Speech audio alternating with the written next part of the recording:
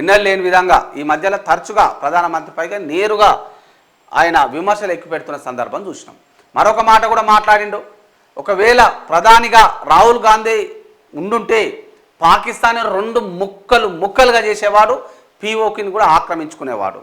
అంటే ఒక దేశానికి సంబంధించిన ఈ పీఓకి ఇష్యూ నడుస్తూ ఉంది కాబట్టి దాన్ని అంతమొందించేవాడు మన భారతదేశంలో విలీనం చేసేవారు. కాబట్టి ప్రజలారా ఆలోచన చేయండి అంటూ రేవంత్ రెడ్డి మాట్లాడడం అనేది తీవ్ర దుమారానికి లేపింది. మరి చూడాలి బీజేపీ నాయకులు ఎట్లా ఎదుర్కొంటారు అనేది. ఇందిరాగాంధీ పాక్పై అలాగే చేశారు. జై హింద్ ర్యాలీలో సీఎం రేవంత్ సంచలనమైన వ్యాఖ్యలు చేసిన సందర్భం చూసినాం. మరి ఏమన్నాడో విందాం. యుద్ధంలో పాక్ సైన్యం 36 మందిని చంపితే కేంద్రం ఏం చేసింది?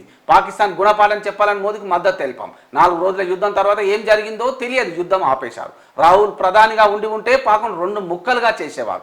రాహుల్ ప్రధానిగా ఉండి ఉంటే పీఓకుని లాక్కునేవారంటూ రేవంత్ రెడ్డి సంచలనమైన వ్యాఖ్యలు చేసే సందర్భం చూసినాం.